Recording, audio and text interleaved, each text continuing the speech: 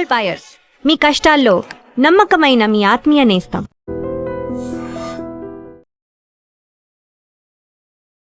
నమస్తే, welcome to I dream talking point with కవిత.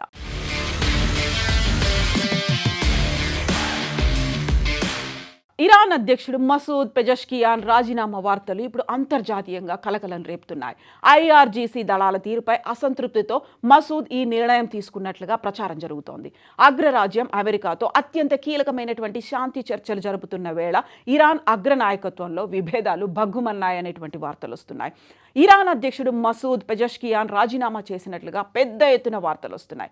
ముఖ్యంగా Islamic revolutionary guard corps తన అధికారాలను హరిస్తుందనే అసంతృప్తితోనే ఈ నిర్ణయం తీసుకున్నట్టుగా సమాచారం. ఇరాన్ సుప్రీం లీడర్ మొస్తబా ఖమేనీకి తన రాజీనామా లేఖను పెజెష్కియాన్ అందించినట్టుగా, అందులో ఈ వివరాల్ని ప్రస్తావించినట్టుగా వార్తలు వస్తున్నాయి.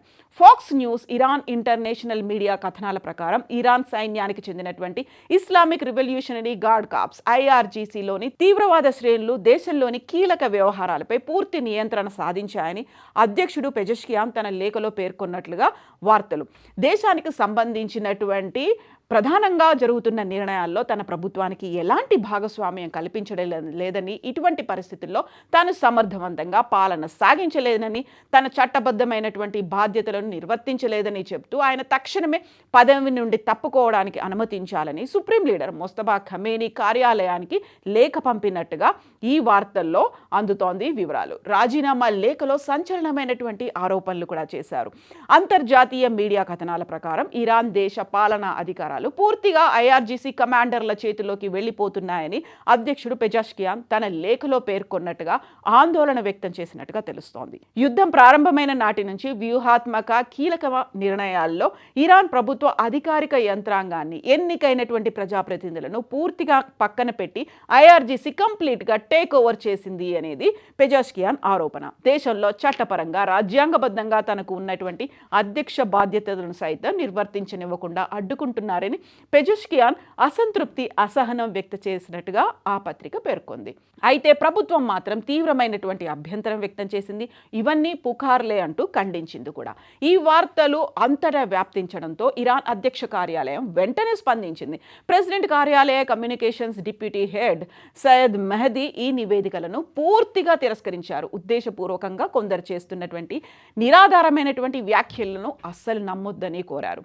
పెజెష్కియాన్ రాజీనామా లేఖపై సుప్రీం లీడర్ ఎలాంటి నిర్ణయం తీసుకోకుండా పెండింగ్లో పెట్టినట్టుగానే తెలుస్తోంది.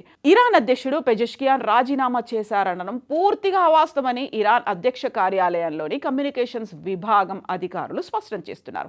పెజెష్కియాన్ ప్రస్తుతం తన రోజువారీ విధుల్లో బిజీగా ఉన్నారని, తప్పుడు కథనాలతో మీడియా మైండ్ గేమ్స్ ఆడవద్దు అనేటువంటి ఆగ్రహాన్ని వ్యక్తం చేశారు. ఇక ఈ విషయాలన్నీ ఒక పక్కన జరుగుతూ ఉంటే, అమెరికా ఇరాన్ మధ్య ఉద్రిక్తతలను తగ్గించేందుకు సిద్ధమైనటువంటి శాంతి ఒప్పందం డ్రాఫ్ట్కు అమెరికా అధ్యక్షుడు డొనాల్డ్ ట్రంప్ బ్రేకులు వేశారు. ఇరాన్ పంపిన ప్రతిపాదనల్లో ట్రంప్ కీలక మార్పులు కోరినట్టుగా అమెరికా మీడియా వెల్లడించింది. ఇక తాజా డ్రాఫ్ట్లో ఉన్నటువంటి ముఖ్యమైన అంశాలేంటి, ట్రంప్ ఎందుకు అభ్యంతరం చెప్తున్నారు? డ్రాఫ్ట్లో 60 రోజుల పాటు తాత్కాలిక కాల్పుల విరమణ ప్రతిపాదన ఉంది. అంతర్జాతీయ వాణిజ్యం కోసం హర్ముజ్ జలసంధిని పూర్తిగా తెరిచేందుకు చర్యలు చేపట్టాలని ఉంది. కేవలం కాల్పుల విరమణ సరిపోదని, ఇరాన్ తన అణ్వాయుధాల తయారీని, అణు కార్యక్రమాలను పూర్తిగా శాశ్వతంగా వదిలివేయాలని ప్రధాన నిబంధనపై ట్రంప్ పట్టుబట్టినట్టుగా తెలుస్తోంది. హర్ముజ్ జలసంధి నియంత్రణపై కూడా అమెరికా మరికొన్ని మార్పులను కోరింది. ఈ పరిణామాలపై స్పందించారు. తాము డీల్ చేసుకోవడానికి ఎలాంటి తొందరపాటులో లేము అంటూ ట్రంప్ వ్యాఖ్యానించారు. అమెరికా వైఖరిపై Iran parliamentary speaker Mohammad Bagher ఘాటుగా స్పందించారు. ఇరాన్ సార్వభౌమత్వాన్ని, దేశ హక్కులు కాపాడమని ఏ రకమైనటువంటి శాంతి ఒప్పందాన్ని తాము అంగీకరించబోయే ప్రసక్తే లేదని ఆయన స్పష్టం చేశారు. అధ్యక్షుడు పెజెష్కియాన్ రాజీనామా రూమర్స్, ట్రంప్ శాంతి ఒప్పంద తిరస్కరణతో పశ్చిమ ఆసియాలో ఒక్కసారిగా రాజకీయాలు వేడెక్కాయి. జియో పొలిటికల్ ఇష్యూస్ మళ్ళొకసారి వార్తల్లోకి వచ్చాయి.